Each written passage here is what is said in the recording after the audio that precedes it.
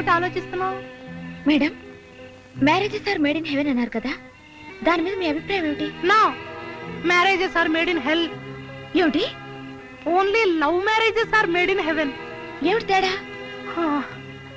ఇప్పుడు మీ ఇంట్లో వాళ్ళు మీ అక్కయ్యకి చూసే కదా పెళ్లి చేశారు, కానీ ఆవిడ ట్రబుల్స్ లో ఉందని నువ్వే కదా చెప్పావు. అవును. అందుకని మనం లవ్ చేసే పెళ్లి చేసుకుందాం. ఏమో. ఏమో ఏమిటి? మా అక్క పరిస్థితి చూసాక నాకు పెళ్లి మీద విరక్తి కలిగింది. ఎందుకు? నిన్ను పెళ్లి చేసుకోబోయేవాడు డబ్బు ఆశించని వాడు, మంచివాడు అయి ఉండొచ్చుగా. నాక నమ్మకం లేదు. నన్ను పెళ్లి చేసుకునేవాడు బాగా డబ్బున్నవాడై ఉండాలి. అలాగైనా మా అక్క ప్రాబ్లం సాల్వ్ అవుతుంది. అబ్బా, ఏమిటి? ఉక్కగా ఉంది. నాకు మాత్రం చలి వేస్తోంది. చలిగా ఉందా? నేను ఫ్యాన్ కిందే ఉన్నాను కదా. ఓహో, ఇదేమిటి మంచాలు కలిపేశావు? మీకేమైనా అభ్యంతరమా? అబ్బే, నాకేం అభ్యంతరం ఉంటుంది. I'm very happy. కాకపోతే నిద్రలో మీద కాలేసే అలవాటు ఉంది. పర్వాలేదు రండి, మనం లేడీసేగా. Good night.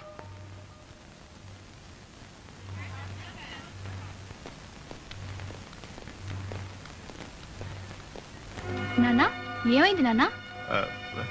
10,000 డొనేషన్ ఇస్తేనే గాని seat ఇవ్వనందమ్మా vice principal.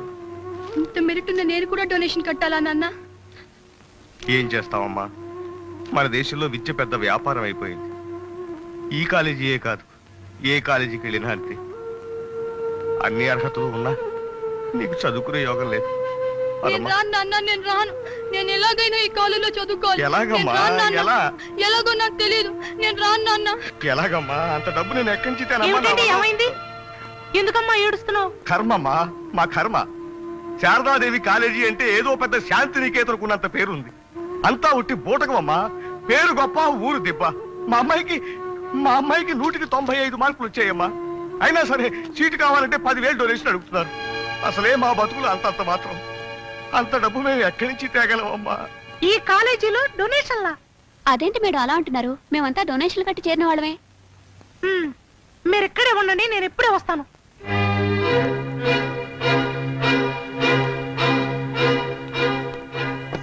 Excuse me, మన కాలేజీలో సీట్ ఇవ్వాలంటే డొనేషన్ వసూలు చేసే సిస్టమ్ ఏమైనా ఉందా? అలాంటి సిస్టమ్ లేకపోతే కాలేజీలు ఎలా రన్ అవుతాయమ్మా? మరి శారదాదేవి గారు ఈ కాలేజీని ఒక ఆదర్శంతో స్థాపించారని చెప్పారే. ఆదర్శాలు అన్నం పెట్టవమ్మా, ఊరికే మాట్లాడుకోవటానికి బాగుంటాయి. ల్యాబొరేటరీలు, లైబ్రరీలు వంటి కార్యక్రమాల కోసం డబ్బు వసూలు చేస్తున్నాం. ఏ తప్పో ఒప్పో ఇప్పుడే తెలుస్తాను. ఎవరికి ఫోన్ చేస్తున్నావు? శారదాదేవి గారికి. ఆగమ్మా ఆగు, ఎందుకలా తొందరపడతావు? చూడమ్మా అకౌంటెంట్, ఒక్క నిమిషం బయటికి వెళ్తావా? చూడు సరోజిని, ఈ మనసులో పావు నాకు అర్థమైంది.